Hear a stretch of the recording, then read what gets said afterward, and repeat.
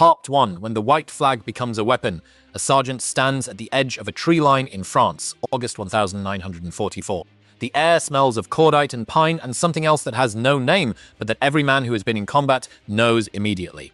A German soldier walks out of the shadows with both hands raised. He is holding something white. A strip of cloth, a shirt. It doesn't matter what it is. What matters is the color.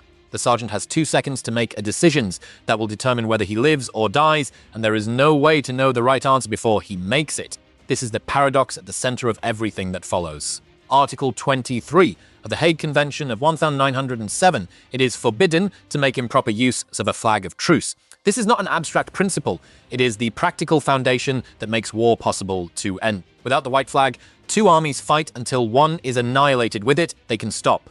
The flag of truce is not a courtesy. It is the mechanism for ending human destruction, and when it is corrupted, it is not just a tactical betrayal, because it is an attack on the possibility of peace itself. The United States Army taught its soldiers to honor it. The SS had other priorities. In the summer of 1944, the United States Third Army activated under the command of General George S. Patton, Jr. He was 59 years old, he had graduated West Point, he had commanded tanks in the Great War, he had spent the interwar years studying cavalry and armor and the doctrine of speed. He believed that an army that moved faster than the enemy expected could win before the enemy had time to respond. He was right about this. He was also a man who had been suspended from command in 9943 for slapping a soldier in a hospital in Sicily.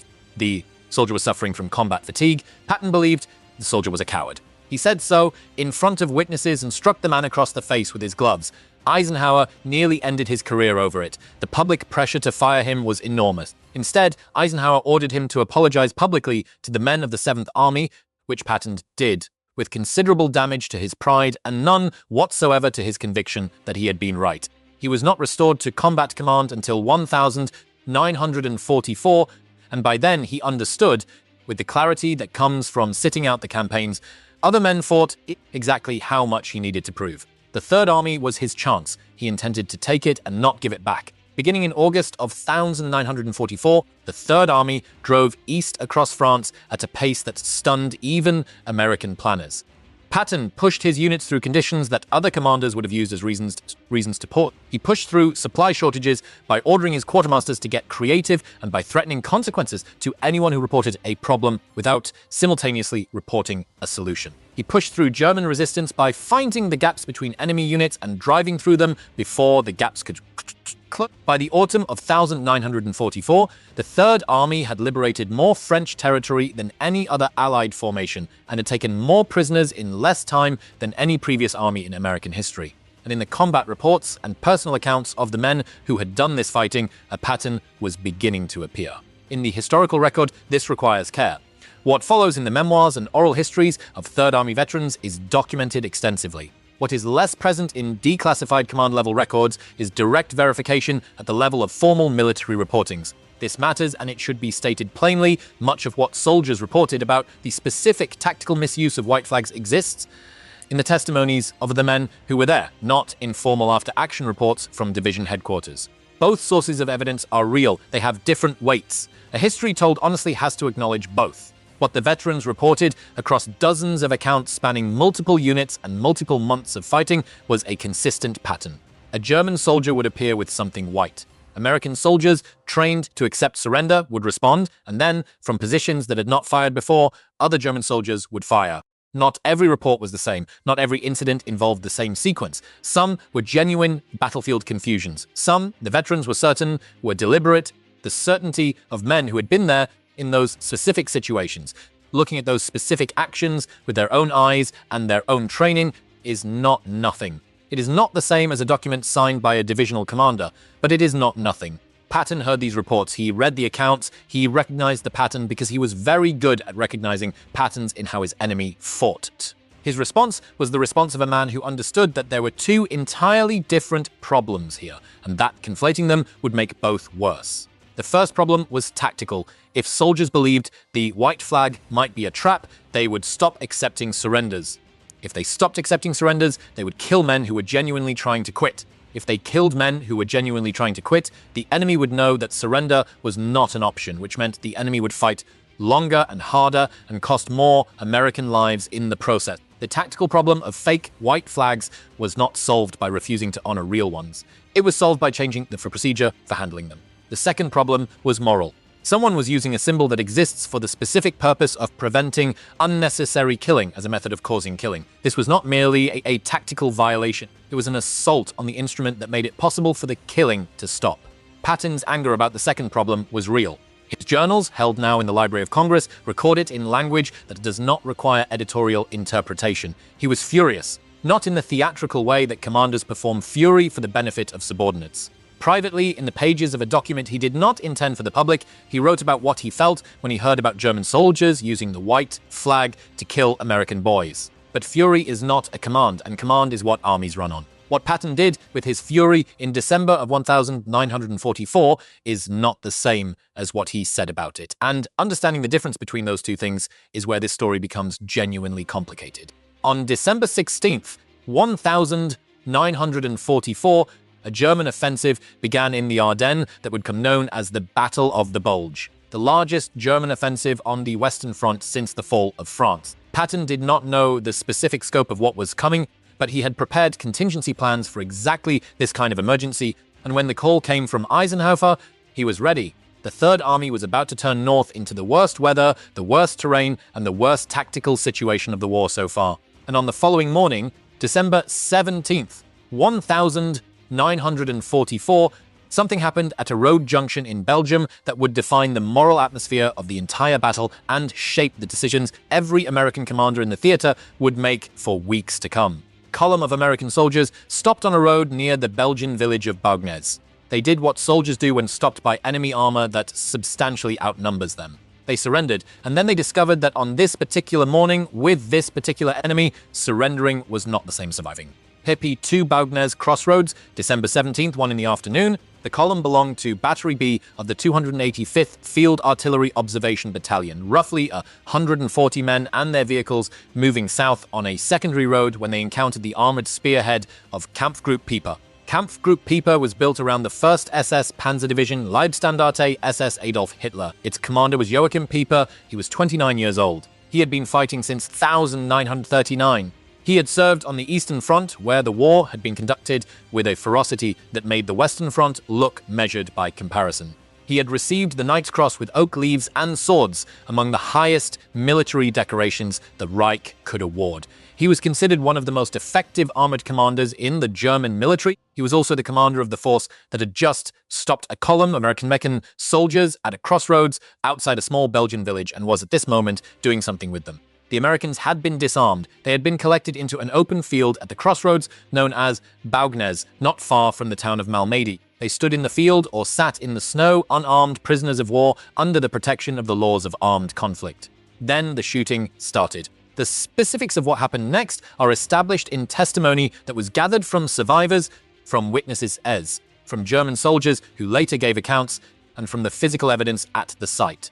84 American soldiers were killed at Bulge. They were shot after they had already surrendered. Some were shot while attempting to flee.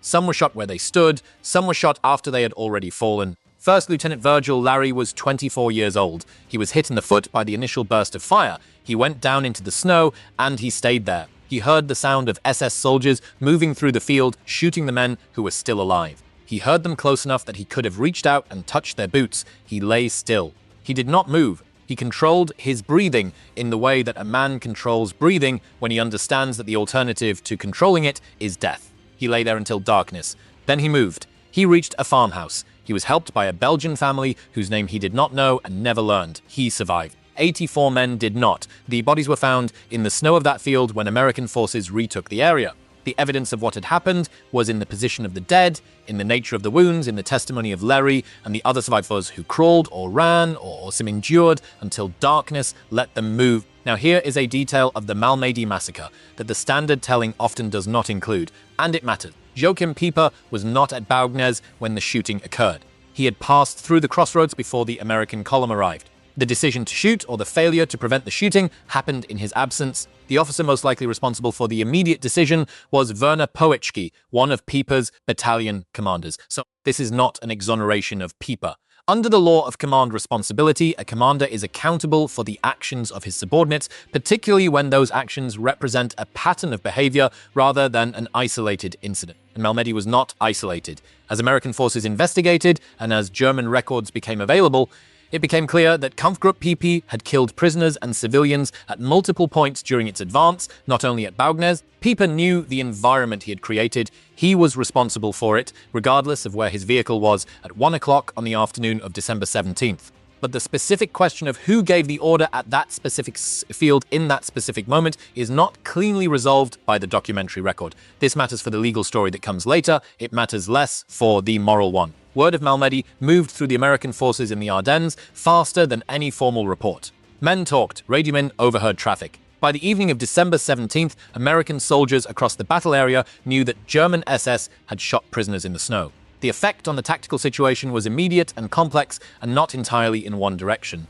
On one side, American soldiers who had heard about Malmedy became more cautious about accepting German surrender, particularly from SS units. There are accounts, some documented in the army's own historical records, of SS soldiers being shot while attempting to surrender in the days following Malmedy. These accounts are recorded carefully and presented carefully because they describe acts that were also violations of the laws of armed conflict. The men who committed them had heard about Ardennes. They had made their own calculation. The calculation does not make the act legal. The moral context does not eliminate the legal violation. Both things are simultaneously true. On the other side, the large majority of German prisoners continued to surrender successfully and to be processed as prisoners of war. The American military did not adopt an official policy of refusing SS prisoners. It never did. George Patton heard about Malmedy on December 17th or 18th. His journals from this period are fragmentary, in part because the Third Army was executing a 90-degree turn north under combat conditions, which required his complete operational attention. But what he wrote in the days following is consistent with his pattern of response to violations of the laws of war, rage at the specific act, expressed in private language that was far beyond what he would put in an order, followed by a more measured operational response. The operational response was practical. Patton did not order his units to stop accepting German surrenders. Eisenhower would not have permitted it, and Patton knew that. What was communicated through the command channels of the Third Army in the weeks following Malmedy was a procedural change, not a moral one. Soldiers were instructed on how to handle surrender situations with more caution, how to position observers, how to approach surrendering individuals in ways that reduced exposure, how to confirm the situation before exposing additional men.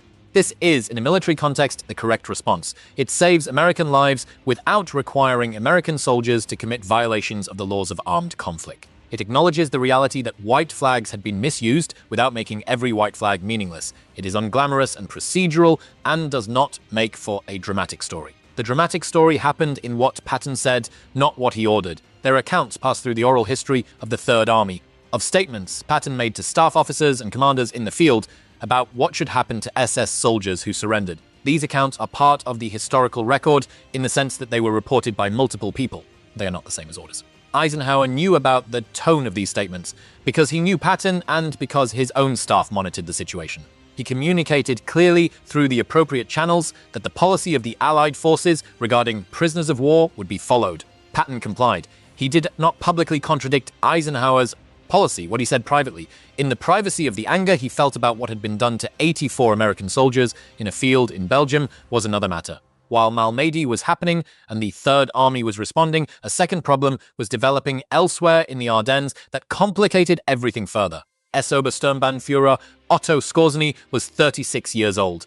He had conducted the glider rescue of Mussolini from captivity in 9943, which had made him famous enough that Allied commanders worried about him specifically. In December of 1944, he was running an operation called Grief, which involved German soldiers dressed in American uniforms, driving captured American vehicles, infiltrating American rear areas. Their objectives were to change road signs, cut telephone wires, and spread confusion about American positions. Approximately 150 German soldiers participated.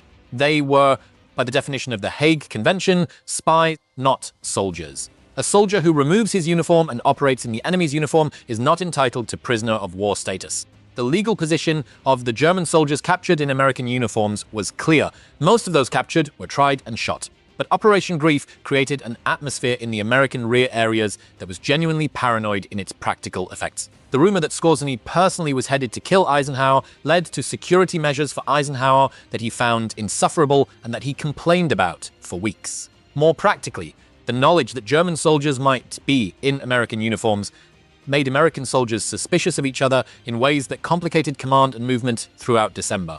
In this environment, white flags were not the only signal that had been corrupted. The American uniform was corrupted, American vehicles were corrupted, American communication procedures were corrupted. The Bulge was fought on the American side, in an atmosphere of comprehensive distrust of visual information, which is to say in an atmosphere specifically engineered to maximize the cost of the tactical instinct to trust the signals that had always been trustworthy. This is the context in which soldiers were making snap decisions about white flags.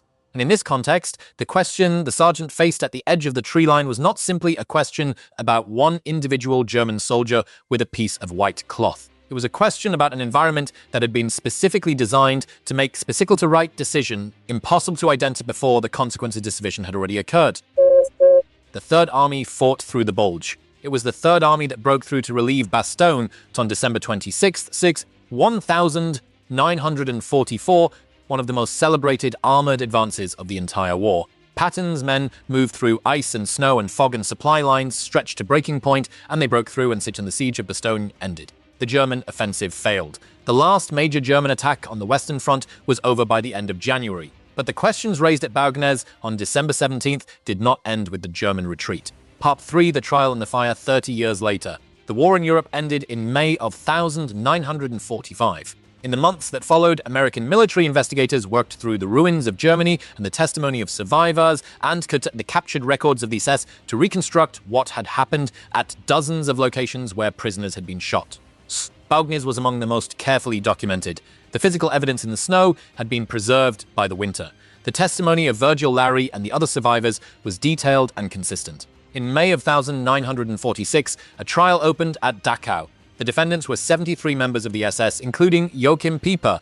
The charges covered Malmedy and multiple other incidents during the Ardennes Offensive. The evidence against the defendants was substantial. Survivor testimony, witness accounts from Belgian civilians, German military records that documented the orders and communications of Kampfgruppe Peiper during its advance, the physical evidence from Baugnez itself. The verdicts came down. Peiper and 42 other defendants were sentenced to death. 23 more received life sentences. The remainder received lesser terms, and then something happened that demonstrated in uncomfortable clarity that the complications of wartime did not end when the shooting stopped. The defense attorneys for the condemned men filed allegations of misconduct in the interrogation process. They claimed that American investigators had coerced confessions using methods that included mock executions, beatings, and threats to the families of defendants. They claimed that German soldiers who could not read English had been made to sign statements in English that they did not understand. They claimed that the atmosphere of the interrogations had made the voluntary nature of the confessions impossible to verify. Some of these allegations were investigated and found to have substance. A Senate subcommittee took up the matter in 1949. Among the senators involved was Joseph McCarthy of Wisconsin, who used the Malmedy proceedings in ways that served his broader political purposes, which is to say he used them with the same disregard for precision that characterized everything he ever did. But beneath the political noise, the genuine questions about interrogation procedure were real. The Army Board of Review found that some of the interrogation methods used had been improper. Not all of the confessions were reliable. The procedural record of the investigation and trial was not clean. The death sentences were commuted. Peiper had his death sentence reduced to life imprisonment, then reduced further. Then he was released in December of 1956, 11 years after the end of a war in which his unit had shot 84 disarmed prisoners in a field in Belgium. He went to Germany, he worked in the automobile industry for a time, then moved to France.